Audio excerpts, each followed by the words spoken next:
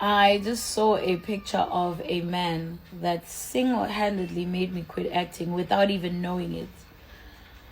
Wayeyedwa Nkosi yami engabambisene namuntu. He recently just trended. It wasn't like a big deal trending, but nje bekuyinto engatheni, it was like subtle trending. And ngithe mengisibona isithombe sakhe ngakhumbula ukuthi yindaba ngayeka into yoku-actor. Ayibo.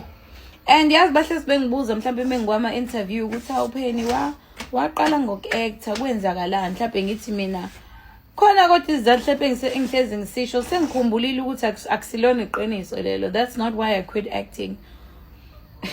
That man was the reason why I quit acting. So let me tell you what happened 9 years ago. I think it was 2017. Yeah, 2017.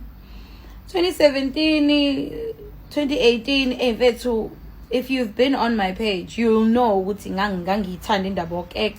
Ngiyacela just nje ngamabomu ukuthi you've been on my page long enough and wakwangibona kulama stages la ngisafela koZalo, launching my acting career. I even went to school for acting. Ngiphinde ngibamba ama-workshops for attend ama-workshops woku-actor ko-Durban Actors Studio. Kusakhona u-Durban Actors Studio lapha ngaseShaka Marine. Kwaze kwaba khona i-competition, I think nge-lockdown kwathiwa silingisele uMangcobo esakuZalo. Mfethu nami ngayenza leya nto.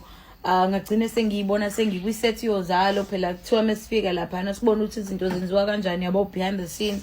Ngathi Durban Jen, ngathi imbewu si-actor as ama-extra laphayana yabo. But mfethu ngangifuna kabi lento ye-acting, ngibambisene ne-radio ngala. So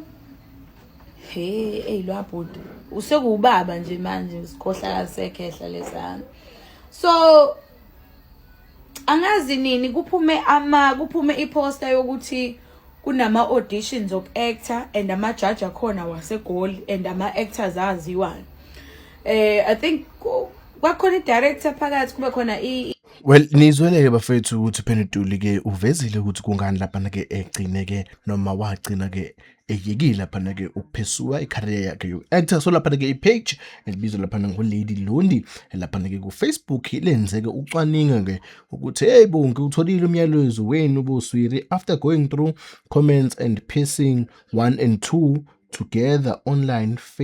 FBI conducted the only guy, the only Mubango guy that recently trended is not none other than Mamezala, where at the ports.